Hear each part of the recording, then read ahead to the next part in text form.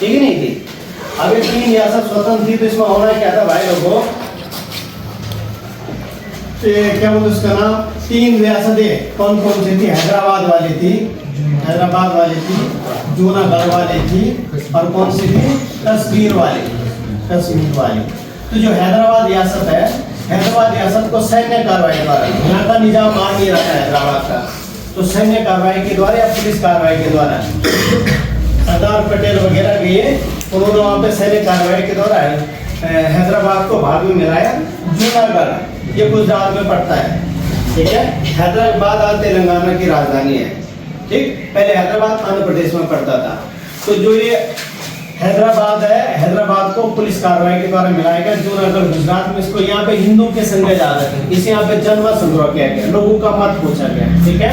तो जाता लोगों ने बोला कि जो है हम भारत मानना चाहते हैं, तो इसका जो है जन्म संग्रह के द्वारा ये भी पूछा जाता है, जन्म संग्रह द्वारा इसको क्या किया गया था, भाग में मिलाया गया था कश्मीर, ठीक। तो कश्मीर को विलय पत्र के द्वारा, विलय पत्र यहाँ पे मैंने बताया था ना आपको, 1947 में कबायली आक्रमण हुआ था कश्मीर उधर पाकिस्तान साइड से, ठीक है, बलूचिस्तान साइड से, ठीक है, पाकिस्तान से। तो उन्होंने बलूचिस्तान वगैरह को अपने दिन में ले लिया था, कश्मीर भी ले लिया था, श्रीनगर तक आ गए थे। बाद में यहाँ से फौज भेजी गई। उस समय कश्मीर का राजा, कश्मीर का राजा था हरि सिंह, हरि सिंह। तो हरि सिंह के कहने पे जो है पंडित नेहरू द्वारा फौज भेजी गई। फौज भेजने में भी देरी हुई थी काफी, इसलिए वो श्रीनगर तक पहुंच गए थे, ठीक है। तो पंडित नेहरू द्वारा उसके बाद फौज भेजी गई। तो ये हरि सिंह था, ये हिंदू राजा था, ये भारत में शामिल होना चाहता था।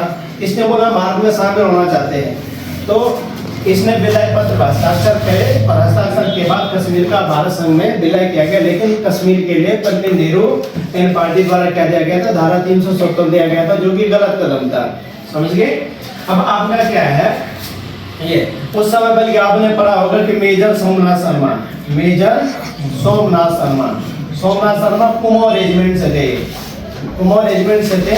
इन्हें जो सबसे पहले 1947 में मरणोपरांत क्या मिलता है, परमवीर चक्र मिलता है। ये सेना का सबसे बड़ा मेडल होता है परमवीर चक्र, तो पहले व्यक्ति है, ठीक है। उसके बाद जो 1962 में किसको मिलता है, मेजर किसको मिलता है, किसको मिलता है, याद निकालो, ठीक है। तो आपका क्या है, क्या बोलते उसका नाम, ये तमाम सारी चीजों इसके बारे में ब्रीफ बता रहा हूँ, कल हो गए मैटर। तो इस तरीके से आपका इसका विलय पत्र के द्वारा कश्मीर में किया गया। तो वहां का राजा कौन होता है, हरि सिंह, ठीक है। अब ध्यान में रखने वाली बात क्या है, ये तमाम सारी चीजें हो जाती है, तो रियासतों का बंटवारा इस प्रकार से होता है, ठीक है। तो उसके बाद अब जो है रियासतों को खत्म करके देश में राज्य का गठन होता, राज्य बनने थे, ठीक है। क्योंकि फिर से रियासत होगी तो वैसे लड़ाई झगड़ा होना था देश के अंतर्गत, तो राज्य बने थे। तो राज्य के लिए आधार पर किस आधार पर राज्य का गठन किया जाए, ठीक है, भाषा के आधार पर या भाषा के आधार पर या जो है प्रशासनिक आधार पर, प्रशासनिक आधार पर। तो इसके लिए क्या बनाएंगे, एक जो है एस.के. धर, संविधान समिति के अध्यक्ष थे डॉक्टर राजेंद्र प्रसाद। तो इन्होंने क्या करा कि जो है एस.के. धर, ये इलाहाबाद हाईकोर्ट के रिटायर्ड जज थे। तो एस.के. धर को जो है की अध्यक्षता में एक आयोग का गठन किया गया, और इनको जिम्मेदारी दी गई कि देश का जो है राज्यों का गठन भाषा के आधार पर हो, प्रशासनिक आधार पर हो। तो एस.के. धर के जो है रिपोर्ट आई थी, उन्होंने बोला कि प्रशासन क्या हालत है, जैसे प्रशासन चाहेगा वैसे राज्यों का गठन हो जाएगा। क्योंकि प्रशासन अपने हिसाब से करेगा तो देश को अच्छे हिसाब से बांटेगा ना राज्य में, जैसे अच्छा हिस्सा किसी राज्य को मिलेगा तो बुरा हिस्सा भी मिलेगा। इस प्रकार से राज्यों का क्या होगा, अच्छे से जो है प्रशासनिक आधार पर विभाजन हो जाएगा। लेकिन इनकी रिपोर्ट आई तो उन्होंने बोला प्रशासनिक आधार पर। तो समय जो है तेलंगाना के रहने वाले थे पोट्टी श्री रामुलु, आंदोलनकारी थे, उनका नाम क्या था, पोट्टी श्री रामुलु। तो इन्होंने क्या कर दिया था, इसलिए अनशन कर दिया था, भूख हड़ताल पर बैठ गए थे। तो इन्होंने 56 दिन के अनशन करा था। तो 56 दिन के अनशन के बाद इनकी जो है मृत्यु हो गई थी, ठीक है। 1952 में इनकी मृत्यु हो गई थी, ठीक है। अब मृत्यु होने के बाद अब नेहरू जी पे दबाव पड़ गया, ठीक है। तो इसके बाद इन्होंने क्या किया कि 1953 में भाषा के आधार पर, भाषा के आधार पर आंध्र प्रदेश, पहला क्योंकि तेलंगाना के रहने वाले थे, भाषा के आधार पर आंध्र प्रदेश पहला राज्य है जिसका गठन किया गया और 1 अक्टूबर 1953 ईस्वी को आंध्र प्रदेश देश का पहला राज्य जिसका भाषा के आधार पर गठन किया गया था। ठीक है, इस तरीके से, क्योंकि 15 दिसंबर 1952 इम्प्लीमेंट हो गई थी पोर्ट श्री रामुलु की। ठीक है, अब इसके लिए जो राज्य पुनर्गठन के लिए वो बनाया गया, फजल अली आयोग बनाया गया, फजल अली आयोग बनाया गया। तो फजल अली आयोग कब बनाया गया था? 22 दिसंबर 1953 को बना था और इसको मंजूरी मिली थी, इस आयोग को मंजूरी मिली थी 30 दिसंबर 1955 में। ठीक है, तो राज्य पुनर्गठन आयोग कब बनाया गया? 22 दिसंबर 1953 को। और राज्य पुनर्गठन आयोग को मंजूरी कब दी गई? नेहरू जी द्वारा 30 दिसंबर 1955 को। ठीक है, इस तरीके से हम किसके पार्ट थे? पहले यूपी के हिस्से थे, तो इसके लिए जो है अलग अलग टाइम पे क्या किया गया था, जो है संघर्ष किए गए थे। मैंने आपको कल बताया कि सबसे पहले 5-6 मई 1938 ईस्वी को श्रीनगर में भारतीय राष्ट्रीय कांग्रेस का सम्मेलन था। ठीक है, इसकी अध्यक्षता आचार्य नरेंद्र देव ने करनी थी, लेकिन उनके उपस्थिति के कारण किसने करा था? प्रताप सिंह ने करा था। ठीक है, और इसमें ये जो सम्मेलन था इसका होस्ट कौन कर रहे थे? श्रीदेव सुमन। और इसके मुख्य अतिथि कौन थे? पंडित जवाहरलाल नेहरू और विजय लक्ष्मी पंडित। ठीक है, तो श्रीदेव सुमन ने यहाँ की पीड़ा के बारे में इनको बताया था। तो पहली बार राज्य पुनर्गठन की मांग बोलेगा तो 5 मई 1938 को उठाई गई थी। श्रीदेव सुमन ने 1938 में दिल्ली में गढ़वे सेवा संघ की भी स्थापना करी थी। ठीक है, यस, ये आता है कि कहाँ की गई। उसके बाद इन्होंने जो है टिहरी के लिए संघर्ष किया था, इन्होंने टिहरी में प्रजामंडल की बहाली के लिए। तो 11 जनवरी 1939 ईस्वी को टिहरी में इन्होंने क्या देहरादून में टिहरी राज्य प्रजामंडल की स्थापना करी थी। समझ गए? इसी प्रकार से 1950 में हिमाचल और उत्तराखंड को मिला करके एक बृहत पहाड़ी राज्य बनाने के लिए परिवर्तन विकास जन समिति का गठन किया गया था। उसके बाद आपका 1957 ईस्वी के आसपास क्या बोलते हैं, टिहरी ने अंतिम शासक प्रद्युमन शाह ने अपने हिसाब से इस स्तर से इस आंदोलन को आगे चलाया था। उसके बाद 24-25 जून 1967 ईस्वी को रामनगर नैनीताल में एक सम्मेलन हुआ था, जिसमें क्या किया गया था? पर्वतीय राज्य परिषद का गठन किया गया था। समझ गए? राज्य परिषद का गठन करने के बाद जिसके अध्यक्ष दया कृष्ण पांडे और उसके उपाध्यक्ष कौन थे? गोविंद सिंह मेहरा। और इसके महासचिव कौन थे? नारायण सुंदरयाल थे। उसके बाद इस क्षेत्र के विकास के, इस पहाड़ी क्षेत्र के विकास के सरकार ने 1969 में पर्वतीय विकास परिषद का गठन किया था। उसके बाद जो है 3 अक्टूबर 1970 ईस्वी को भारतीय राष्ट्रीय कांग्रेस के अध्यक्ष पीसी जोशी ने कुमाऊं राष्ट्रीय मोर्चा का गठन किया था। क्वेश्चन आता है कि कुमाऊं राष्ट्रीय मोर्चा का गठन कब किया था? उसके बाद आपको 1976 ईस्वी में जो है यूथ काउंसिल का गठन किया गया था, Uttaranchal youth council. Uttaranchal youth council बोले तो उत्तरांचल युवा परिषद का गठन किया गया था। उसके बाद 24-25 जुलाई 1979 को यूकेडी का गठन किया गया था, उत्तराखंड क्रांति दल। उत्तराखंड क्रांति दल बोले तो ये मसूरी में इसका गठन किया गया था। उत्तराखंड क्रांति दल के गठन में मुख्य भूमिका इंद्रमणि बड़ौनी की थी। यूकेडी के प्रथम अध्यक्ष बनाए गए थे डी पंत, देवीदत्त पंत, ये गोवा विश्वविद्यालय के उस समय के कुलपति थे, तत्कालीन कुलपति थे। समझ आ रहा है? उसके 1987 ईस्वी में संसद में एक पत्र बम फेंका गया था। 23 अप्रैल 1987 देवेंद्र पवार ने संसद में पत्र बम फेंका था, जिसके लिए उन्हें गिरफ्तार किया गया, जेल भेजा गया। 1987 में यूकेडी का विभाजन हो गया और पार्टी की कमान किसके हाथ में आ गई? काशी सुनहरी के हाथ में आ गई। ठीक है, इस तरीके से। उसके बाद 30-31 मई, ये बहुत इंपॉर्टेंट क्वेश्चन है। 30-31 मई 1988 ईस्वी को उत्तरांचल उत्थान परिषद का गठन किया गया। उत्तरांचल उत्थान परिषद का गठन किया गया था। ठीक है, उत्तरांचल परिषद का गठन भाजपा के नेता शोभन सिंह जीना ने करा था। ये क्वेश्चन आता है, किसने करा था बोल के? तो शोभन सिंह जीना ने करा था। ठीक है, इसी क्रम में आपका जो है 1992 ईस्वी में, जुलाई 1992 ईस्वी में यूकेडी ने गैरसैंण को प्रस्तावित राज्य की राजधानी घोषित करा था।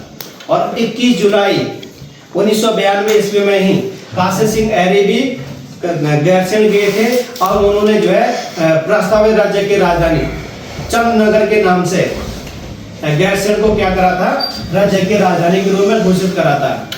ठीक है, उत्तराखंड की राजधानी कौन सी होगी, गैरसैंण होगी।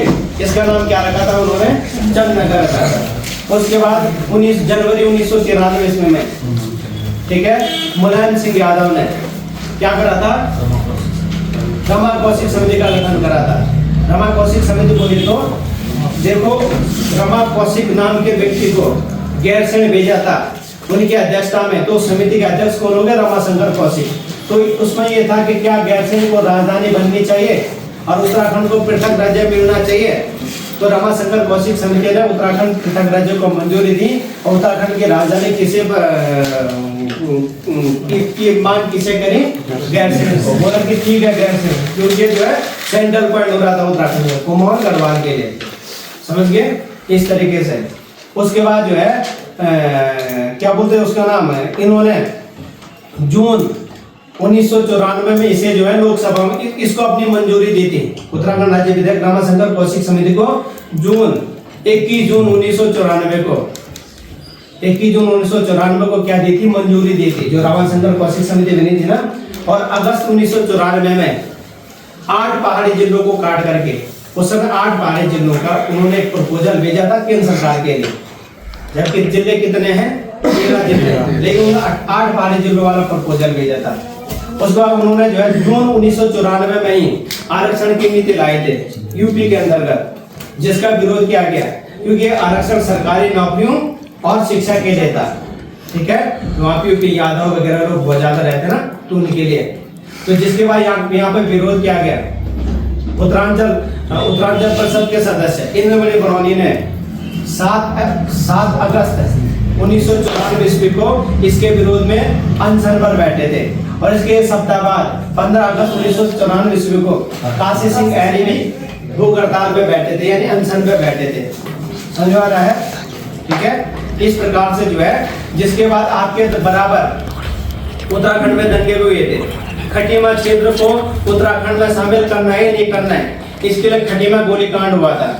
1 सितंबर 1994 ईस्वी को खटीमा गोलीकांड हुआ था, परीक्षा में आता है।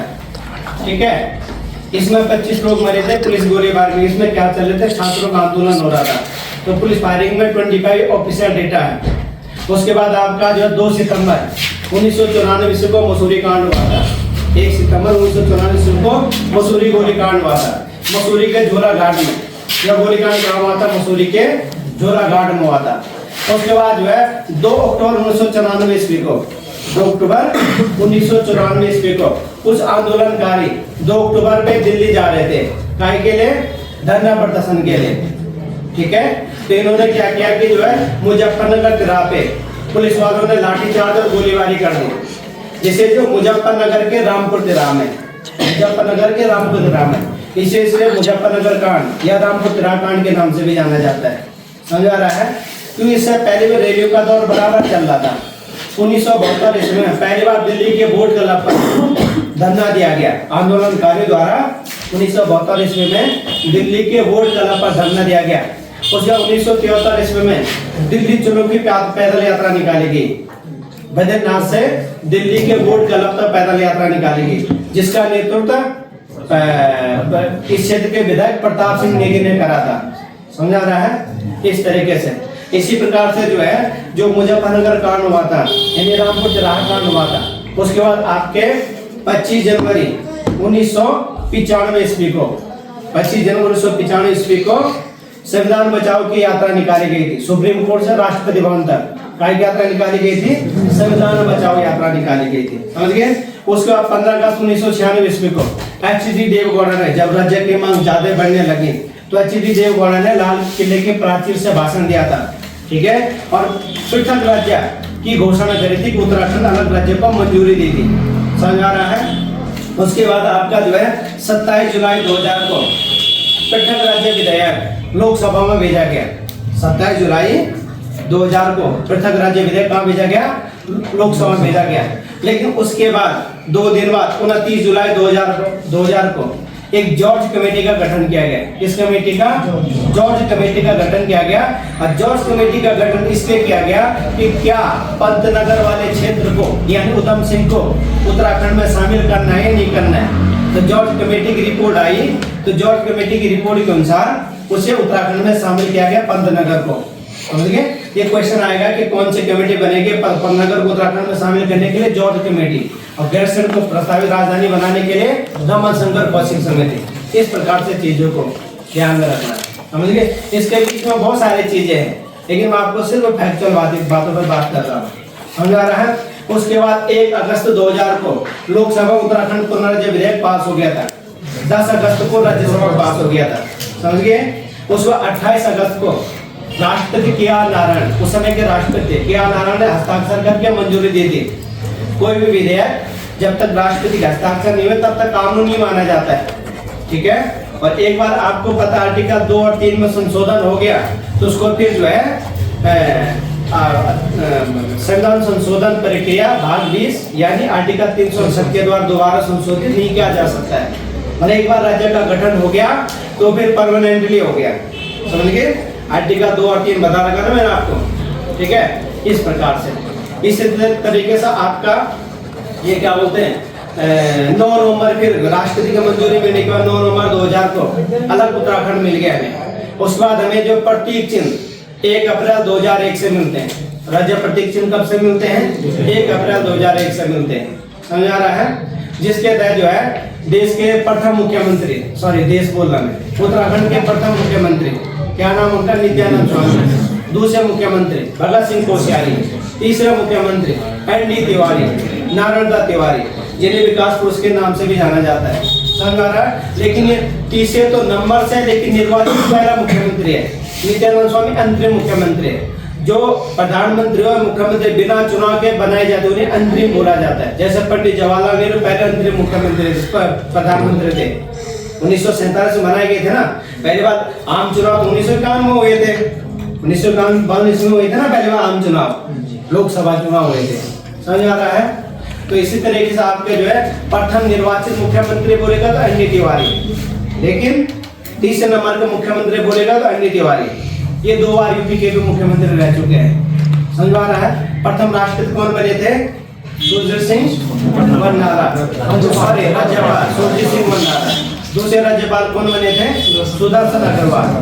समझ आ रहा है? इस प्रकार से वर्तमान राज्यपाल कौन उत्तराखंड के? Gurmeet Singh, major general Gurmeet Singh. समझ आ रहा है? इस तरह के बताओ कहाँ पे तक